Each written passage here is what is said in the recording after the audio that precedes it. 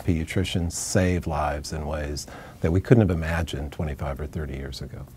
Given that, either aggressive treatments that have to be used to save those lives, or the nature of the condition that then goes from an acute illness to becoming a chronic condition, there's costs that come with that. And one part of it is that children's developing brains are vulnerable, and they're vulnerable to disease, they're vulnerable to aggressive treatments, and we've been able to, along with our colleagues, document those effects. The disease processes are different, the treatments that are used are different, the etiology, the cause and the course of the disease is different.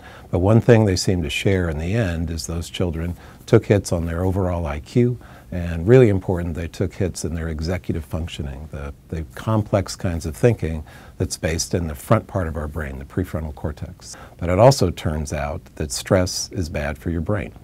So stress compounds all these problems, and it sits as another layer. So there's the disease, there's the treatment, these aggressive treatments, and then it's all compounded by stress. And what stress does to the brain is it doesn't kill brain cells. That's the good news. And it's like they go off duty when I'm under chronic stress. The good news, they can come back. There is some promising work that shows that if I sit a child down at a computer and they go through a program of structured exercises to work on attention and working memory, we can at least affect those skills. And we're being very careful to say improving somebody's overall IQ score, that's a pretty big undertaking.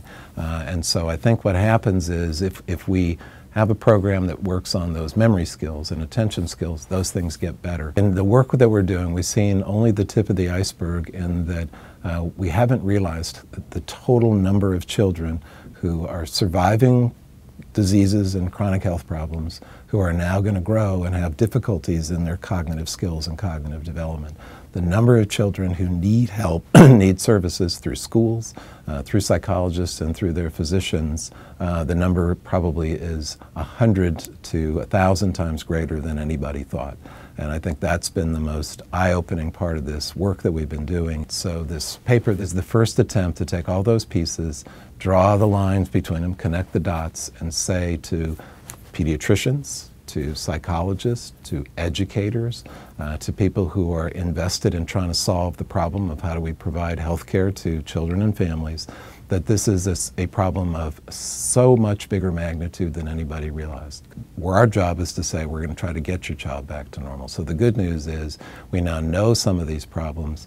We're working hard to come up with solutions, so be prepared to ask your physician questions. Well, okay, so if my child gets through this treatment for cancer, if they get through this treatment for this particular condition, what's there to help me to know what effect did it have on their ability to think and learn and the development of their brain, and who's going to help me fix that?